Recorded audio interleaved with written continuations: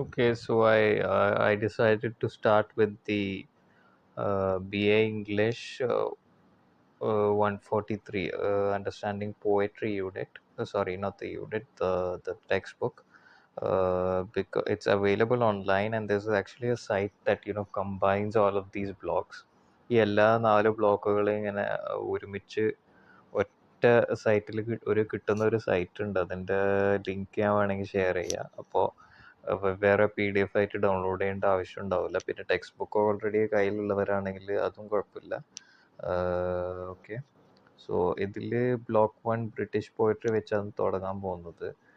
ഈ ലെസൺസ് എങ്ങനെയായിരിക്കും എന്ന് വെച്ചാൽ മിക്കവാറും മലയാളത്തിലായിരിക്കും, അതിൻ്റെ കൂടെ തന്നെ ഇംഗ്ലീഷും ഉണ്ടാവും. അപ്പോൾ ഇംഗ്ലീഷ് മലയാളം രണ്ട് മീഡിയത്തിൽ കൂടിയായിരിക്കും ഇത് എടുക്കാൻ ഉദ്ദേശിക്കുന്നത്. കാരണം എന്താണെന്ന് വെച്ചാൽ ഒന്നാമതായിട്ട് ഇതിപ്പോൾ ഇംഗ്ലീഷിലാണല്ലോ ക്വസ്റ്റ്യൻ പേപ്പേഴ്സും ആൻസേഴ്സൊക്കെ ഉണ്ടാവും. അപ്പം അത് ആ ലാംഗ്വേജുമായിട്ട് ഫെമിലിയറൈസ് ചെയ്യാൻ വേണ്ടിയിട്ടാണ്. പലരും നല്ല ലാംഗ്വേജിൽ കഴിവുള്ളവരും അല്ലെങ്കിൽ വായിച്ചാലൊക്കെ മനസ്സിലാവുന്നവരാണെങ്കിലും അപ്പോൾ പിന്നെ ഇതിൻ്റെ ഈ ക്ലാസ്സസിൻ്റെ ആവശ്യം ഉണ്ടാവില്ല. സെൽഫ് സ്റ്റഡിയിൽ കൂടെ തന്നെ മനസ്സിലാവും. അല്ലാത്തവർക്ക് ഇപ്പോൾ ഈ അസിസ്റ്റഡ് റീഡിംഗ് എന്നുള്ള രീതിയിലാണ് ഇതിപ്പോൾ തുടങ്ങുന്നത്. ഓരോരോ സെക്ഷനിൽ കൂടെ ഇമ്പോർട്ടൻ്റ് ആയിട്ടുള്ള സെക്ഷൻസ് ഇങ്ങനെ വായിച്ചു പോവുകയാണ്. അപ്പോൾ വായിക്കുമ്പോൾ തന്നെ അതിനോടൊപ്പം ആ സെക്ഷൻസിൻ്റെ വിശദീകരണം മലയാളത്തിലും ഇംഗ്ലീഷിലുമായിട്ട് തരാനാണ് ആഗ്രഹിക്കുന്നത്. അപ്പോൾ ഒരുവിധം കുറച്ച് വോക്കാബുലറി കുറവുള്ളവരാണെങ്കിൽ വേർഡ്സ് പിക്കപ്പ് ചെയ്ത് വരും അതിങ്ങനെ കേട്ടുകൊണ്ടിരിക്കുമ്പോൾ ക്ലാസ്സസ്. അപ്പോൾ അതിനു വേണ്ടിയാണ് അങ്ങനെ ചെയ്യുന്നത്. ഇത് ഫ്രീ കോഴ്സാണ്. ഇത് ഞാൻ യൂട്യൂബിൽ ഇങ്ങനെ അപ്ലോഡ് ചെയ്ത് പോകാൻ ആണ് ഉദ്ദേശിക്കുന്നത്. അപ്പോൾ കാശൊന്നും വേണ്ട, ഒന്നും വേണ്ട. ജസ്റ്റ് ഇതിങ്ങനെ അപ്ലോഡ് ചെയ്യുക. ഇങ്ങനെയുള്ള കുറേശ്ശെ ആയിട്ട് ഓരോരോ സെക്ഷൻസ് കവർ ചെയ്യുക. അപ്പോൾ ഇതുപോലുള്ളൊരു റിസോഴ്സ് ഇവിടെ അവൈലബിൾ ആയിരിക്കും എന്നുള്ള രീതിയിൽ അങ്ങനെ ചെയ്യാൻ വേണ്ടിയിട്ടാണ്. അപ്പോൾ അതാണ് ഇവിടെ ഉദ്ദേശിക്കുന്നത്, ഇങ്ങനെ ഒരു അക്കാഡമി കൊണ്ട്. Okay, so let me begin. അപ്പോൾ ഞാൻ തുടങ്ങുവാണ്.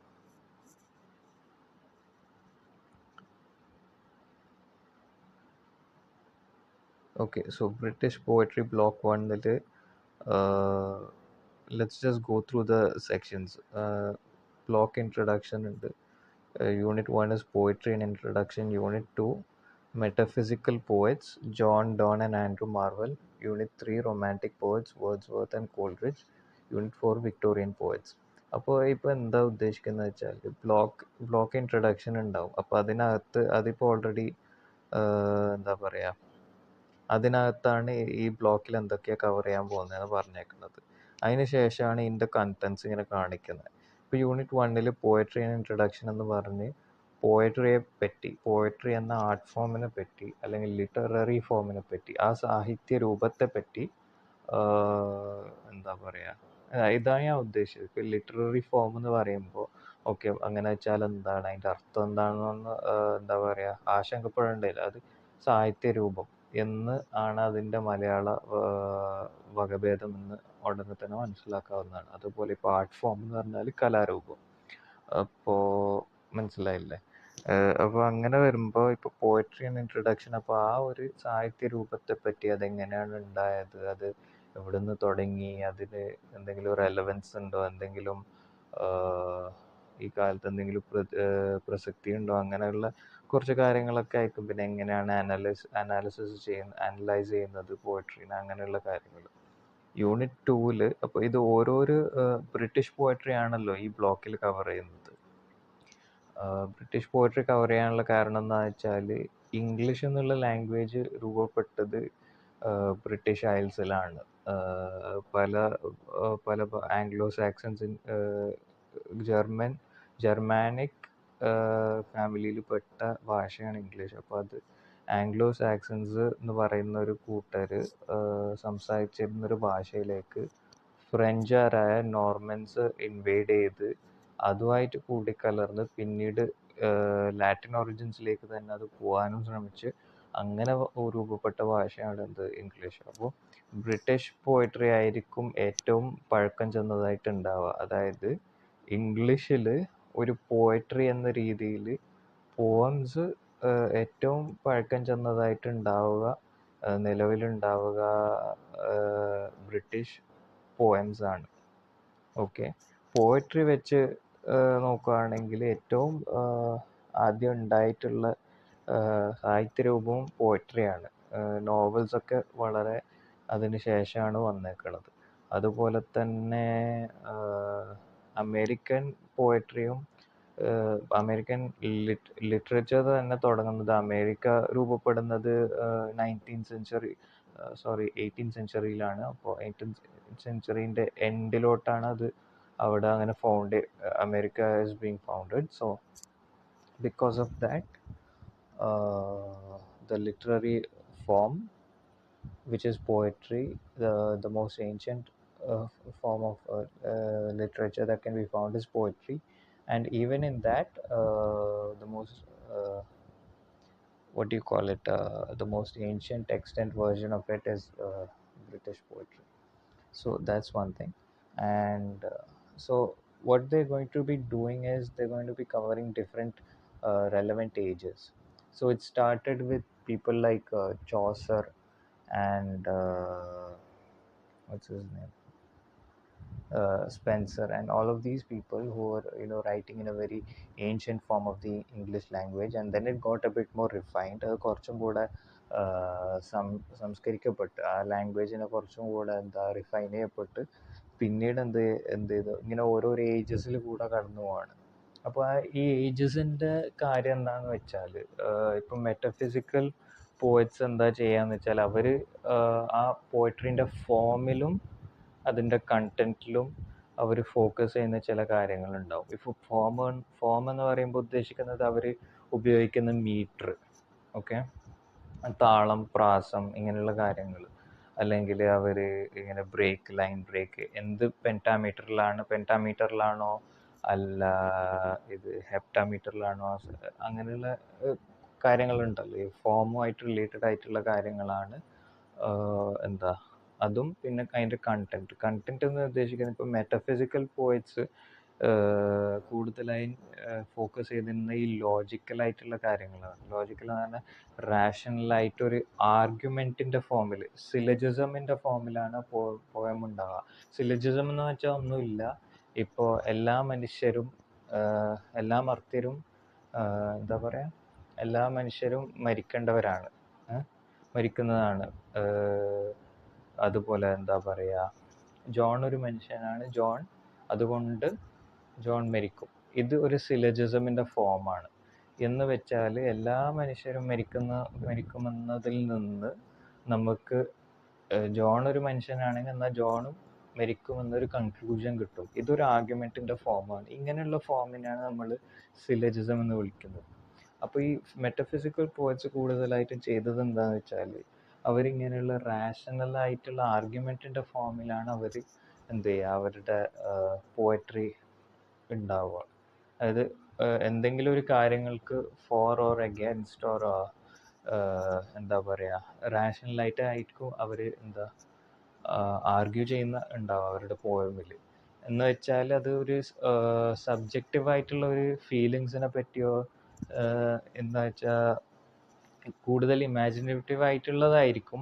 Imagination plays a big part in poetry, but the real aspect of it is that they're not, they're not romantics, okay. That's just one way to put it. They're more focused on, like using tricks and words that, kind of what do you say, content that basically focuses on, rational aspects of it, okay. And there's also this thing called conceits എന്ന് വെച്ചാൽ what is it basically? It's like if you use a metaphor, okay, you say you're comparing something to something else, and then you extend that metaphor and say like in John Donne's poetry, for example, he says that the two lovers are like, needles on a clock or something like that. So the conceit is that he's going to be using that and saying that they're similar or alike in some respect. So that's the conceit of the poem. Okay, that's what it basically means. It has nothing to do with what it means, like what it's used to mean, such as arrogance, not that word. So here in poetry, conceit, that's what conceit means. So that's what metaphysical poets were all about. Okay, rational, syllogistic kind of poems. Romantic poets, romantic, the romantic period.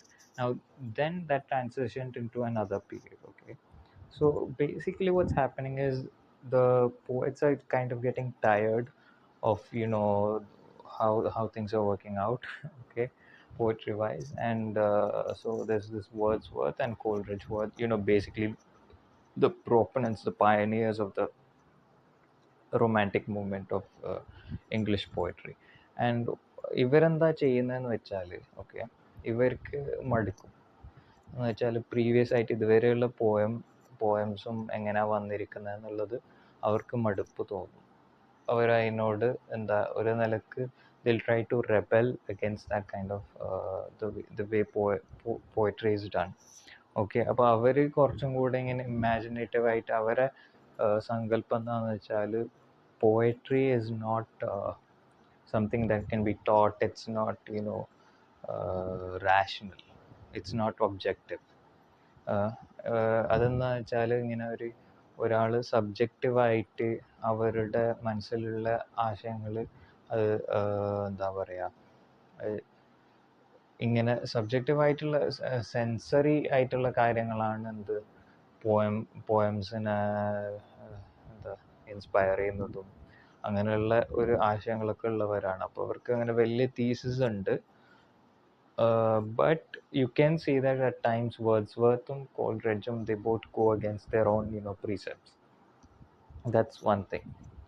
So that's how it is. And then after that period, there's a discussion on what Victorian poets. ഈ Victorian poets എന്ന് പറഞ്ഞാൽ ഇംഗ്ലണ്ടിലൊരു period ഉണ്ടായിരുന്നു. To my understanding, I think it's Queen Victoria who used to rule England at the time, and because of that, it's called the Victorian period. ഇതിൽ important ആയിട്ടുള്ളൊരു ഫിഗറാണ് Alfred Tennyson. And what Alfred Tennyson is called is he's the poet of grief. So, and he's a sentimental poet. So you can kind of characterize that age as a sentimental age. എന്ന് വെച്ചാൽ ആ സമയത്ത് ആൾക്കാർ എന്താ പറയുക, Alfred Tennyson basically എന്ന് വെച്ചാൽ പുള്ളിയുടെ മിക്ക പോയംസും ഗ്രീഫ് ബേസ്ഡ് ആണ്. He's mourning the loss of he had a his best friend who died prematurely in the sense that he died at an early age. Obviously, death is predetermined and he died on time, but what I meant was his friend passed away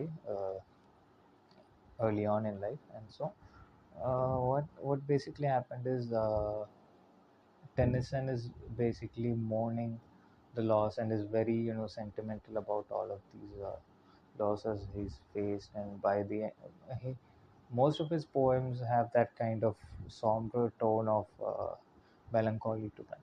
Okay. So that's how it is. So basically, each unit is the first unit is an introduction to poetry, British poetry. The second unit is on metaphysical poets. The third is on romantic poets, and the fourth is on Victorian poets. There are a lot of periods and poets in between, so they are not. I don't think they're gonna cover Shakespeare or anyone like that. And basically, they've not even covered Chaucer or Spenser. So this is good in the sense that, from what I understand, this is a BA program. So we won't be covering that the other poets like that much in depth as which is basically what I had in my MA program. So basically, I'm just going to start reading off from the unit and trying to cover each section as I go. Hopefully, I'd be able to get into it.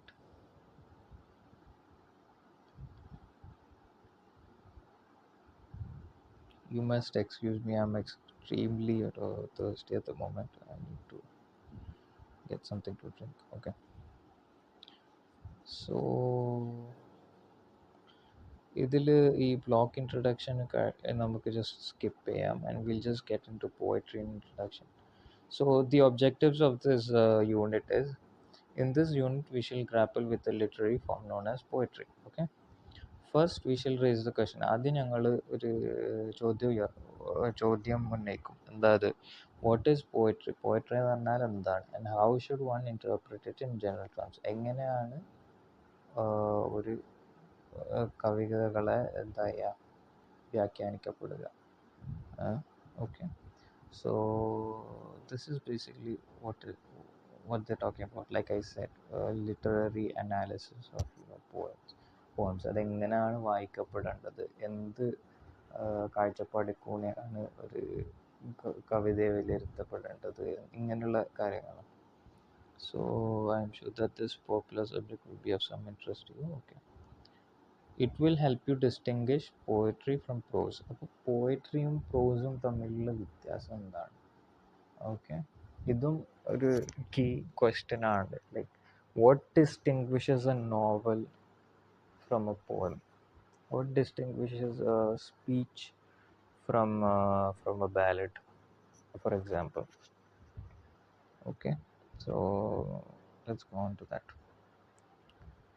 Introduction. Under this head, the distinct aspect of poetry may be considered. In this regard, let us take help from fiction, that it was almost the highest estimation of learning. That means human learning realizes itself at a truly supreme level through the poetic act. Okay, എന്ന് വെച്ചാൽ ഒന്നുമില്ല, human ലേണിങ്ങിൻ്റെ എപ്പിറ്റമാണെന്ന് വെച്ചാൽ അതിൻ്റെ ഉച്ചി എന്ന് പറയുന്നത്, ഏറ്റവും അതിൻ്റെ ഉച്ചിയിലെത്തിയിരിക്കുന്നത് പോയട്രിയിൽ കൂടിയാണെന്നാണ്. Human learning എന്ന് പറഞ്ഞാൽ ഹ്യൂമൻ വിദ്യാഭ്യാസം ഉള്ള ഉദ്ദേശത്തിലാണ് ഇവിടെ ഫിലിപ്പ് സിഡ്നി അങ്ങനെ പറയുന്നത്. ഓക്കെ, അപ്പോൾ what this is like, they're basically talking about what people from the past have, the way they've understood poetry. So Sydney മൂപ്പര് പറയുന്നത്, initially what they're basically saying is that poetry മനസ്സിലാക്കപ്പെട്ട് അതിൽ എന്താ wisdom ഉണ്ടാവും. അതായത് ഒരുപാട് ആളുകൾ ഇങ്ങനെ ജീവിച്ച് അവരുടെ ജീവിതാനുഭവങ്ങൾ കൂടി പരീക്ഷണങ്ങളിൽ കൂടി അവർ ലോകത്തെയും ജീവിതത്തെയൊക്കെ ഇങ്ങനെ മനസ്സിലാക്കിയതിലൂടെ, ഫിലോസോഫിക്കലായിട്ട് ചിന്തിച്ചതിലൂടെ അവർ മനസ്സിലാക്കിയിട്ടുള്ള കാര്യങ്ങൾ വളരെ സംക്ഷിപ്തമായിട്ട് കവിതകളിൽ അടങ്ങിയിട്ടുണ്ടാവും, ഉൾക്കൊള്ളിച്ചിട്ടുണ്ടാവും എന്നാണ് സിഡ്നി ഈ എപ്പിറ്റം ഓഫ് ഹ്യൂമൻ ലേണിംഗ്. അതായത് വർഷങ്ങളും നൂറ്റാണ്ടുകളുടെ മനുഷ്യർ നടത്തിയ പഠനങ്ങളും മനസ്സിലാക്കിയ കാര്യങ്ങളൊക്കെ ആണ് നമ്മളിങ്ങനെ വിസ്ഡം എന്ന് പറയുന്നത്. അപ്പോൾ ആ വിസ്ഡം പോയിട്രിക്കകത്ത് ഉണ്ടാകും, അതിന് ഓർഗാനിക്കായിട്ട് അതിങ്ങനെ അടങ്ങിയിട്ടുണ്ടാവും എന്നാണ്, അങ്ങനെയാണ് പോയിട്രിയെ മനസ്സിലാക്കപ്പെട്ടിട്ടുള്ളത്. So let's just skim through this. Okay,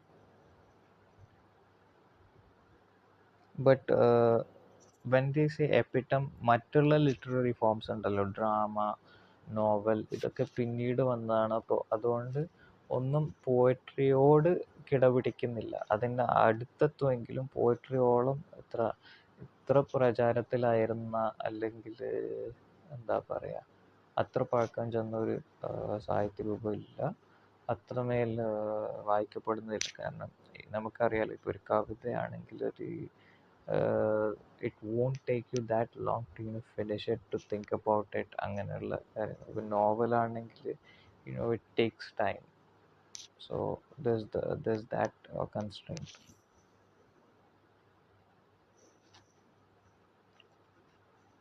പിന്നീട് അത് പറയുന്നതെന്ന് വെച്ചാൽ also mark.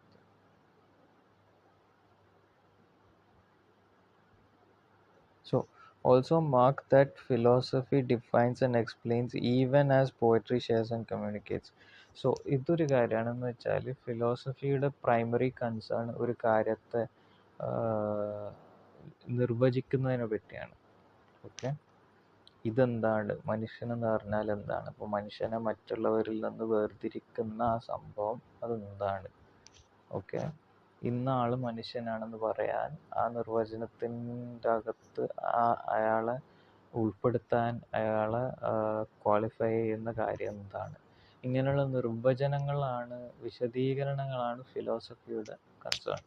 Now poetry's concern is to what, to do what, has been എന്താണ്, ആൾക്കാരെ ഇത് ഓരോരോ കാര്യങ്ങൾ ഇങ്ങനെ ഷെയർ ചെയ്യാണ്. എനിക്ക് അത് പ്രത്യേകിച്ചിട്ട് എന്താണെന്നില്ല, ഇങ്ങനെയുള്ള നിർവചനങ്ങളാണെന്നില്ല, അത് പൊതുവായുള്ള നിരീക്ഷണങ്ങളോ ഇങ്ങനെ ജീവിതാനുഭവങ്ങൾ ഇങ്ങനെയാണ്. അപ്പോൾ അത് ഇങ്ങനെയാണ് അനുഭവപ്പെടുന്നത്. ഒരാൾ നമ്മളെ വേദനിപ്പിക്കുമ്പോൾ ഇങ്ങനെയാണ് തോന്നുന്നത്, അല്ലെങ്കിൽ എന്താ പറയുക, ഇങ്ങനെ ഓരോരോ അനുഭവങ്ങളെ എക്സ്പ്ലെയിൻ ചെയ്യാൻ വേണ്ടി, അല്ലെങ്കിൽ അതിനെപ്പറ്റി അതിനെ ഷെയർ ചെയ്യാൻ, അത് കമ്മ്യൂണിക്കേറ്റ് ചെയ്യാൻ വേണ്ടിയാണ് എന്താ പോയട്രി ഉപയോഗിക്കുന്നത്.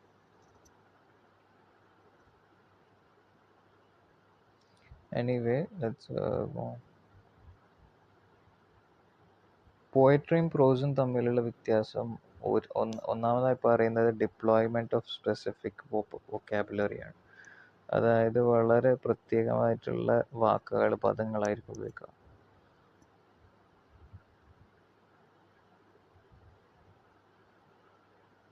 ഓക്കെ, സിഡ്നിയുടെ an apology for poetry or the defence of poetry എന്നുള്ള ഒരു ബുക്കുണ്ട്. അതിൽ പോയട്രി എന്ന ആ ഒരു സാഹിത്യ രൂപത്തെ അദ്ദേഹം ഡിഫെൻഡ് ചെയ്യുകയാണ്. അതായത് അപ്പോളജി എന്ന് പറഞ്ഞാൽ മുമ്പത്തെ കാലത്ത് ആ വാക്കിൻ്റെ അർത്ഥം ഡിഫെൻസ് എന്നാണ്. അതായത് ഒരു ആരെങ്കിലും അതിനെ ആക്ഷേപിക്കുക, അല്ലെങ്കിൽ അതിനി പ്രസക്തി ഇല്ല, അത് അപ്രസക്തമാണെന്ന് പറയുമ്പോൾ അത് ഇനിയും പ്രസക്തമാണ്, അല്ലെങ്കിൽ ഏറ്റവും പ്രസക്തമായതാണ് എന്ന് പറഞ്ഞ് ഈ തിരിച്ചടിക്കുക, മറുപടി കൊടുക്കുക, അതിനു വേണ്ടി വാദിക്കുക എന്നുള്ള അർത്ഥത്തിലാണ് ഈ അപ്പോളജി ഫോർ പോയട്രി അല്ലെങ്കിൽ ഡിഫെൻസ് ഫോർ പോയട്രി എന്നുള്ള ബുക്ക് രചിക്കപ്പെടുന്നത്. So poetry came under attack എന്ന് വെച്ചാൽ, ഇപ്പോൾ ഗ്രീസിൽ തന്നെ പ്ലേറ്റോ വാസ് അഗൈൻസ്റ്റ് പോയട്രി. പ്ലേറ്റോയുടെ അഭിപ്രായം എന്താണെന്ന് വെച്ചാൽ, poetry has a corrupting influence, it only attempts to mimic reality. അത് യാഥാർത്ഥ്യത്തെ അനുകരിക്കാനാണ് ശ്രമിക്കുന്നത്, നേരെ മറിച്ച് അത് യാഥാർത്ഥ്യമല്ല. അപ്പോൾ ആളുകൾ ഇത് കണ്ട് ഡിലൂഡഡ് ആകുന്നുണ്ട്, അല്ലെങ്കിൽ അവരുടെ മോറൽസിനെ കറപ്റ്റ് ചെയ്യുന്നുണ്ട്. അതുകൊണ്ട് ഒരിക്കലും പോയട്രിയോട് അനുകൂലമായ സമീപനമല്ല അദ്ദേഹം കാണിച്ചത്. അപ്പോൾ ഇതുപോലെ വേണമെങ്കിൽ പല രീതിയിൽ ഇപ്പോൾ പോയട്രീനെ അറ്റാക്ക് ചെയ്യപ്പെടാമല്ലോ. അപ്പോൾ അങ്ങനെയുള്ള കാര്യങ്ങളിൽ നിന്ന് പോയട്രിക്ക് ഒരു ഡിഫെൻസ് ചെയ്യുന്നതാണ് ഫിലിപ്പ് സിഡ്നി ചെയ്തത്. Okay, it is what's next.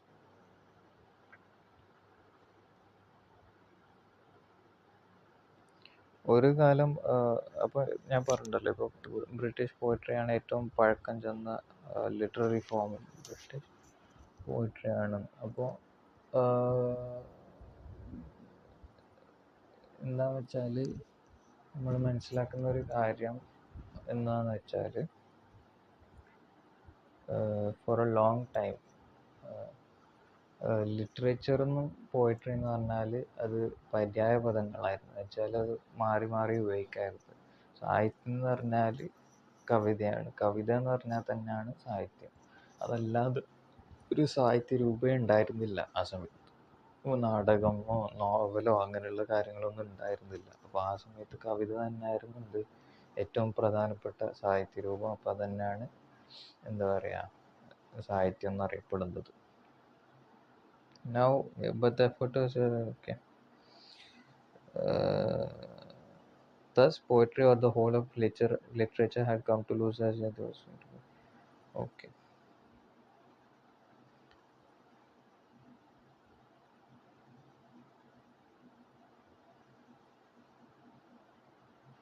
അപ്പോൾ ആ കാലത്ത് എന്ന് വെച്ചാൽ പോയിട്രി കെയിം അണ്ടർ അറ്റാക്ക്.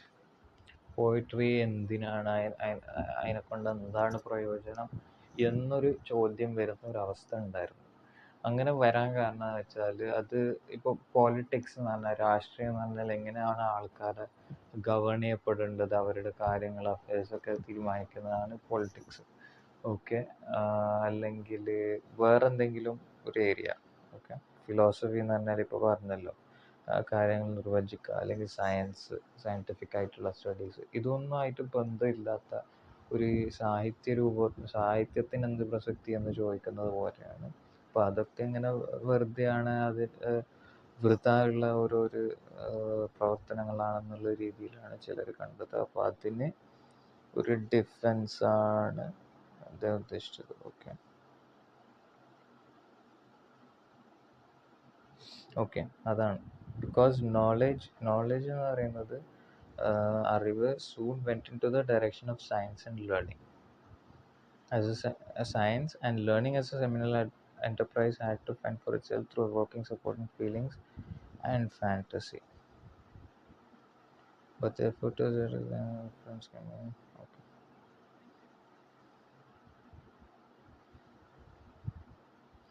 ഇനി poetry in its linkage with society.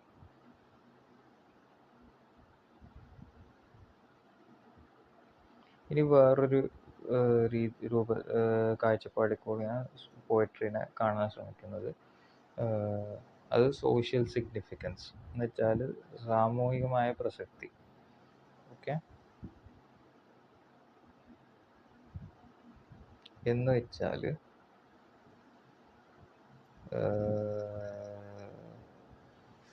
Poetry എന്താ പറഞ്ഞാൽ, ഓരോരോ കാലഘട്ടത്തിൽ ആ സമൂഹത്തിൻ്റെ കൾച്ചർ, അപ്പോൾ അതെങ്ങനെയായിരുന്നു അവർ ജീവിതത്തെ കണ്ടത്, എങ്ങനെയായിരുന്നു ജീവിച്ചിരുന്നത്, അവരുടെ പ്രൈമറി കൺസേൺസ് എന്തൊക്കെയായിരുന്നു, അവരുടെ വോസ് എന്തൊക്കെയായിരുന്നു, അവരുടെ ജീവിതമാർഗങ്ങൾ എന്തൊക്കെയായിരുന്നു, അവരെങ്ങനെയാണ് ജീവിച്ചത്, എന്തൊക്കെയായിരുന്നു അവർ ചിന്തിച്ചിരുന്നത്, ഇങ്ങനെയുള്ള കാര്യങ്ങൾ നമുക്ക് മനസ്സിലാക്കാൻ വേണ്ടി ആ കാലത്തെ കവിത വളരെ പ്രസക്തമാണ്. അവരുപയോഗിക്കുന്ന ഭാഷയും അവർ ഉപയോഗിക്കുന്ന പദങ്ങളും പ്രയോഗങ്ങളും, അവരെന്തിനെ പറ്റിയൊക്കെയാണ് കവിത എഴുതിയത്, ഇങ്ങനെയുള്ള കാര്യങ്ങൾ നമ്മൾ എന്താ പറയുക, വായിച്ചു പോകുമ്പോൾ നമുക്ക് അവരെ പറ്റി കൂടുതൽ മനസ്സിലാക്കാൻ പറ്റും, ആ ഓരോരോ സമൂഹത്തെ പറ്റി. അപ്പോൾ സാമൂഹികമായ പ്രസക്തിയാണ് എന്ത് കവിതയ്ക്കുള്ളത് എന്നാണ് പറയുന്നത്. അപ്പോൾ അത് അതാണ് ഇവിടെ പറയാം.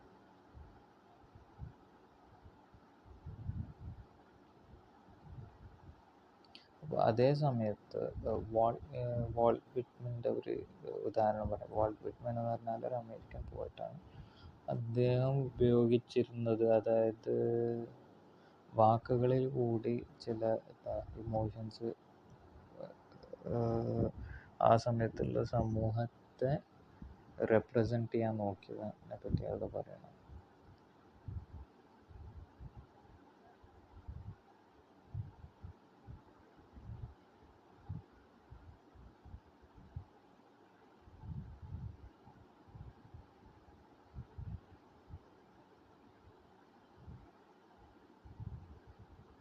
Okay.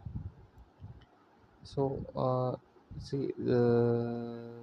basically this section covers കവിതയ്ക്ക് സമൂഹമായിട്ടുള്ള ബന്ധമാണ് ഇനി പറയാൻ പോകുന്നത്. ഇപ്പോൾ എന്തായാലും ഇപ്പോൾ ഏകദേശം ഇത്ര ആയ സ്ഥിതിക്ക് ഇനി അടുത്ത വീഡിയോ കൂടെ നമുക്ക് ഇങ്ങനെ ഓരോരോ സെക്ഷൻ ബൈ സെക്ഷൻ കുറച്ച് ഇൻഡെപ്ത് ആയിട്ട് പോവാം. ഞാൻ ആലോചിച്ചിരുന്നത്, ഞാൻ ആദ്യം പ്ലാൻ ചെയ്തിരുന്നത് എങ്ങനെയാണെന്ന് വെച്ചാൽ, കംപ്ലീറ്റ് ആയിട്ട് ഒരു യൂണിറ്റ് 1 hour കവർ ചെയ്യാൻ ആലോചിച്ചിരുന്നത്. പക്ഷേ it seems that each section to go into each section and explain it in detail might take a bit of time. So I'd rather do that than kind of try to come back, cram the whole unit into one section without really saying anything. So hopefully you'll just hit the subscribe button on this channel just to get an update when the next video is uploaded. അപ്പോൾ ഇനി അടുത്തത് ഇനി poetry in its linkage with society എന്നുള്ള ആ സെക്ഷനാണ് cover ചെയ്യാൻ പോകുന്നത്. അപ്പോൾ അവിടെ ഓരോരു പാസേജ് ആയിട്ട് അതിനകത്ത് എന്താ പറയുന്നത് എന്നുള്ളത് ഞാൻ കവർ ചെയ്യുന്നതാണ്. Okay, until then, have a nice have a good day.